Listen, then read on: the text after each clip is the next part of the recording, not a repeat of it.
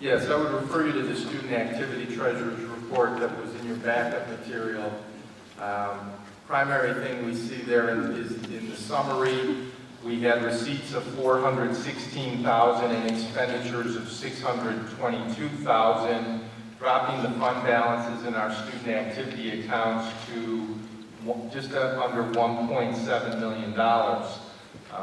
I would remind you that when we looked at the student activity report in June, or for June of 2015, at that point in time, we had reported that revenues were significantly ahead of expenditures for that month. What we're seeing here is the flip-flop of that, because those revenues and expenditures are related primarily to the camps that are held by the various athletic and activity teams.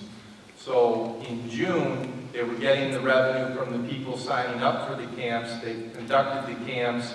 Virtually all of them were conducted either in late June or early July. And so now the expenses for those camps and activities came through in July. So in June, we saw the higher revenues. In July, we see the higher expenditures that offset it. There are some negative accounts. There's one specific one that I would like to bring to the board's attention.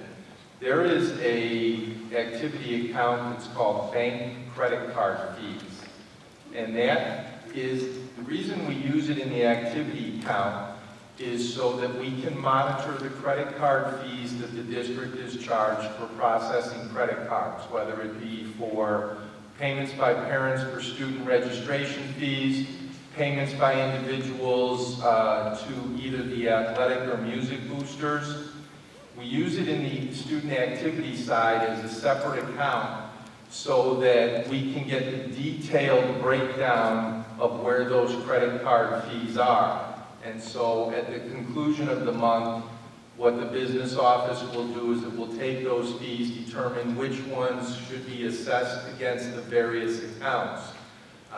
What we are waiting to do is for all of the student registration fees to complete, and then we'll determine what portion of that is dedicated to the student registration fees, and then we will pay that from the general ledger side based upon those fees. So that one is just really a holding account at this point in time.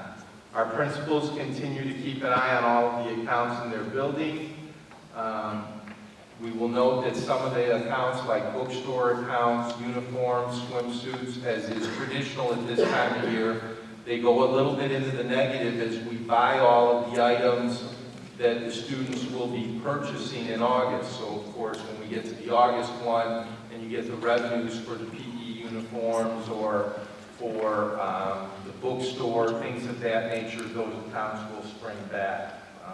One of our goals, and this will conclude my report, one of our goals for this year that Dr. Tingley and I have talked about is moving on and doing an in-depth analysis of these accounts and getting a comparison by buildings, and also looking to see if maybe we can consolidate the accounts a little bit where appropriate to make it a little bit easier to both monitor and manage.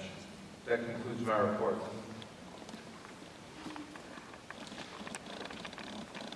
I need a motion to approve the student activity report, July 2015. So moved. Second. Any discussion?